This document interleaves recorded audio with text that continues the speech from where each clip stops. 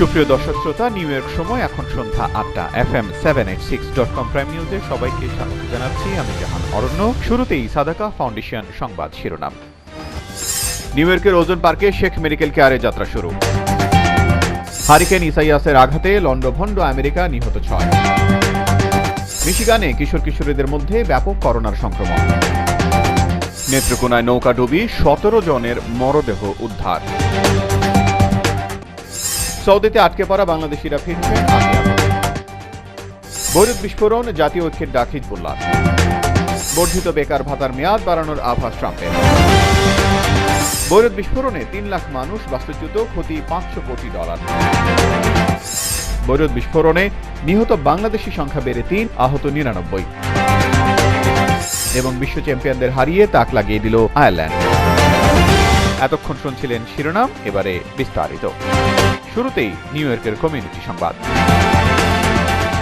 New ইয়র্কে বাঙালি অধ্যুষিত ওজন পার্কের প্রাণকেন্দ্রে যাত্রা শুরু করেছে স্বাস্থ্য সেবাদানকারী প্রতিষ্ঠান শেখ মেডিকেল কেয়ার PLLC। সকলের জন্য মানসম্পন্ন স্বাস্থ্যসেবা প্রদানের প্রতিশ্রুতি নিয়ে গত 3 আগস্ট সোমবার সকাল 11:30টায় বর্ণাঢ্য উদ্বোধনী অনুষ্ঠানের মাধ্যমে ওজন পার্কের 1030293 স্ট্রিটে ওজন পার্ক কুইন্স লাইব্রেরির পার্শ্বে শেখ মেডিকেল কেয়ারের যাত্রা শুরু হয়।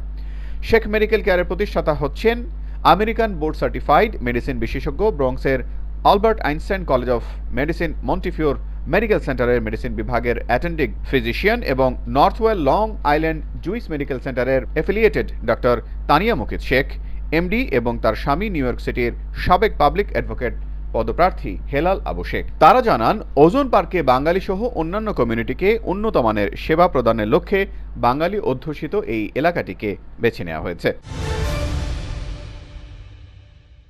আমেরিকার নর্থ ক্যারোলিনা থেকে নিউ ইয়র্ক পর্যন্ত ভয়াবহ তাণ্ডব চালিয়েছে হারিকেন ইসাইয়াস। এতে অন্তত 6 জন নিহত হয়েছেন। এছাড়া আহত হয়েছে অসংখ্য মানুষ, বিধ্বস্ত হয়েছে বহু ঘরবাড়ি সহ বিভিন্ন ধরনের স্থাপনা। ইসাইয়াসের তাণ্ডবে উত্তর ক্যারোলাইনা থেকে নিউ ইয়র্ক পর্যন্ত উপকূলীয় অঙ্গরাজ্যগুলোয় প্রায় 34 লাখ মানুষ বিদ্যুৎ বিচ্ছিন্ন হয়ে পড়েছে। ভেঙে পড়েছে অনেক গাছপালা, গাছ উপড়ে পড়ে বিধ্বস্ত হয়েছে অসংখ্য প্রাইভেট গাড়ি। সোমবার থেকেই যুক্তরাষ্ট্রের কেন্দ্রীয় আবহাওয়া অধিদপ্তর সতর্কতা জারি করে আসছে। বলা হয়েছে, বড় ধরনের আঘাত হানতে পারে হ্যারিকেন ইসাইয়াস। রাস্তাঘাট বন্ধ হয়ে যায়। মিশিগান অঙ্গরাজ্যে বিভিন্ন কাউন্টিতে কিশোর কিশোরীদের মধ্যে ব্যাপক হারে করোনা ভাইরাসের সংক্রমণ হচ্ছে বলে জানা গেছে। রাজ্যের ওকল্যান্ড, লিভিংস্টন ও জেনেসি কাউন্টির স্বাস্থ্য বিভাগ জানিয়েছে 2 সপ্তাহ ধরে কিশোর কিশোরীদের মধ্যে ব্যাপক হারে করোনার সংক্রমণ বেড়েছে। জানা গেছে, বড় বড় পার্টি থেকে এর সংক্রমণ হয়েছে। গত 2 সপ্তাহে আগের তুলনায় কিশোর কিশোরীদের মধ্যে করোনা সংক্রমণ 5 গুণ বেড়েছে বলে 3টি কাউন্টি সূত্রে জানা গেছে। মিশিগান স্টেট সূত্রে জানা গেছে, মিশিগানে গত 24 ঘন্টায় করোনায় সংক্রমিত হয়েছেন 664 জন এবং মৃত্যু হয়েছে 7 জনের। মিশিগানে এ পর্যন্ত করোনায় সংক্রমিত হয়ে মৃত্যু হয়েছে 6219 জনের এবং সংক্রমণ শনাক্ত হয়েছে 84,050 জনের। রাজ্যে এ পর্যন্ত 60,022 জন করোনা সংক্রমিত রোগী সুস্থ হয়েছেন। এবারে মুসলিম বিশ্বের খবর। লেবাননে সশস্ত্র ইসলামী প্রতিরোধ আন্দোলন হিজবুল্লাহ জাতীয় দুর্যোগ মোকাবেলার জন্য দেশের রাজনৈতিক নেতৃত্বকে ঐক্যবদ্ধ হওয়ার আহ্বান জানিয়েছেন। ব্রিটিশ বার্তা সংস্থা রয়টার্স জানিয়েছে, মঙ্গলবারের বিস্ফোরণের পর সংগঠনটির পক্ষ থেকে জাতীয় ঐক্যের ডাক দেওয়া হয়। মঙ্গলবারের জোড়া বিস্ফোরণের এই ধ্বংসলীলার মধ্যে 3 দিনের রাষ্ট্রীয় শোক ঘোষণা করেছে লেবাননের সরকার। চারদিকে সারি সারি মরদেহ, দিশেহারা রক্তাক্ত মানুষ।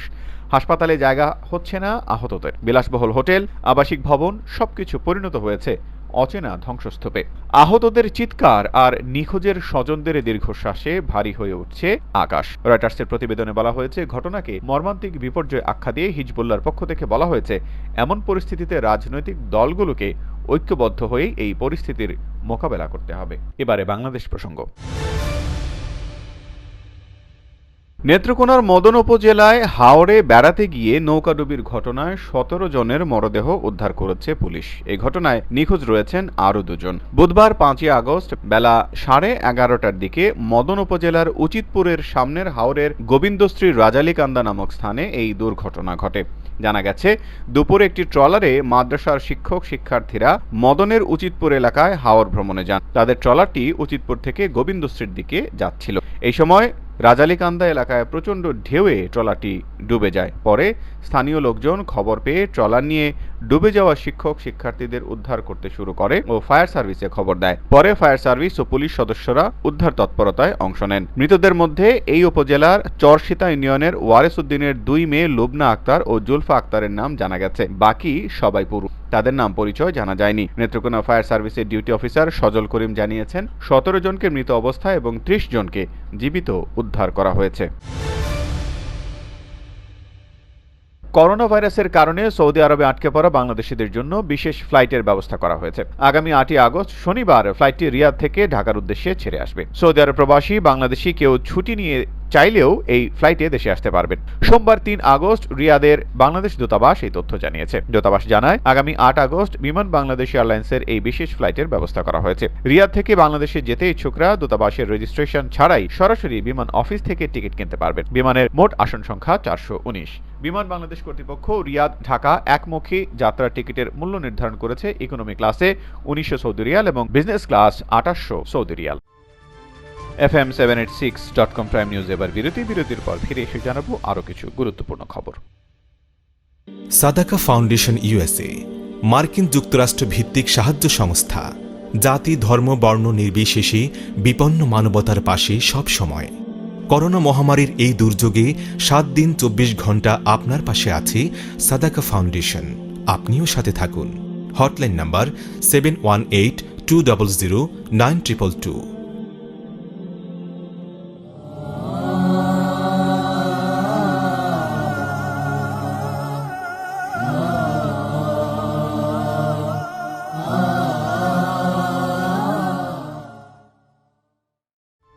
বিরতির পর আবারও স্বাগত জানাই FM786.com প্রাইম নিউজের সাথে আছি আমি জাহান অরণ্য। এবারে আমেরিকার আরো কিছু খবর। আমেরিকার বর্ধিত বেকার ভাতা সপ্তাহে $600 নিয়ে আইন প্রণেতাদের মধ্যে এখনও কোনো সমঝোতা হয়নি। গত 31 জুলাই এই ভাতার মেয়াদ শেষ হয়ে গেছে। এই কারণে উৎকণ্ঠায় দিন কাটাচ্ছেন অনেকেই। মার্কিন প্রেসিডেন্ট ডোনাল্ড ট্রাম্প বলেছেন তিনি প্রয়োজনে নির্বাহী আদেশ জারি করবেন। তবে বর্ধিত ভাতা সপ্তাহে একই থাকবে কিনা, তা কতদিনের জন্য বৃদ্ধি পাবে তা বলেননি প্রেসিডেন্ট ট্রাম্প। করোনা সংক্রমণে বিপর্যস্ত আমেরিকার অর্থনীতি। গত মার্চ মাসে লকডাউনে যাওয়ার পরেই ইতিহাসের সবচেয়ে বড় নাগরিক সহযোগিতার আইন পাশ করা হয়। নাগরিকদের নগদ এককালীন অর্থ দেয়া ছাড়াও কর্মহীনদের নিয়মিত বেকার ভাতার সঙ্গে সপ্তাহে $600 করে দেয়া হয়। বর্ধিত এই ভাতার মেয়াদ 31 জুলাই শেষ হয়েছে।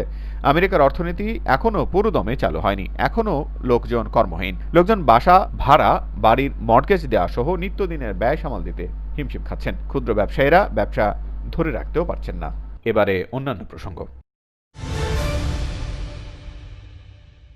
বৈরুতে ভয়াবহ বিস্ফোরণের প্রেক্ষিতে লেবাননের রাষ্ট্রপতি মিশেল আউন বুধবার জরুরি মন্ত্রিসভার বৈঠকের আহ্বান করেছিলেন। সেখানে তিনি জানিয়েছেন বৈরুতে বিশাল বিস্ফোরণে কমপক্ষে 100 জন নিহত এবং 4000-এর বেশি মানুষ আহত হয়েছেন। কর্মকর্তারা বলেন ধ্বংসস্তূপে আটকে পড়া মানুষের খোঁজে উদ্ধার অভিযান চলছে।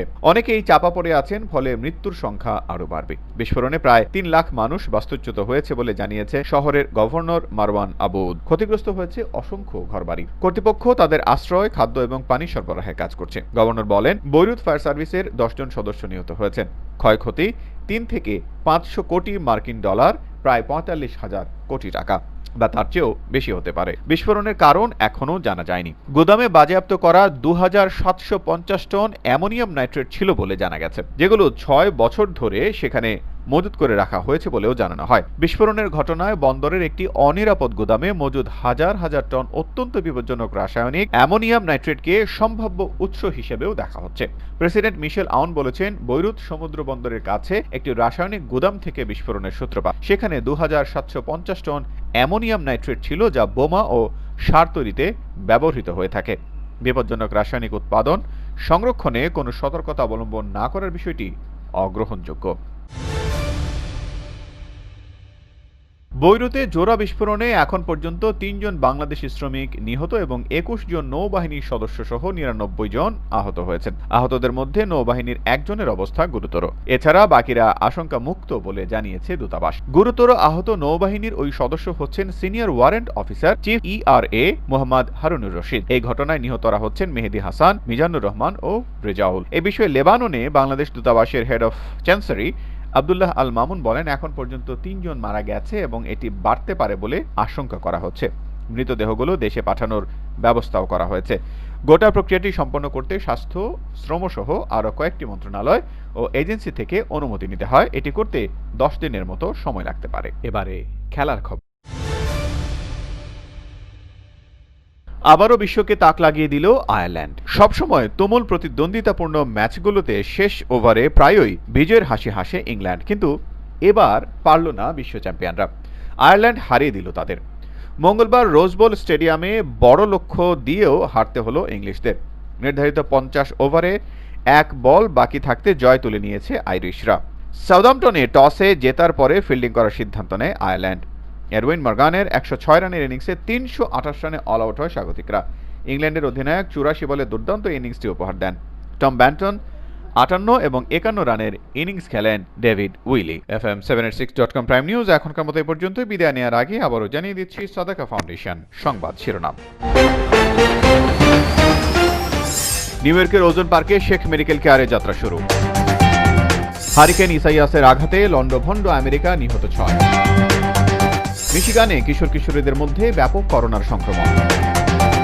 নেত্রকোনায় নৌকাডুবি, 17 জনের মরদেহ উদ্ধার।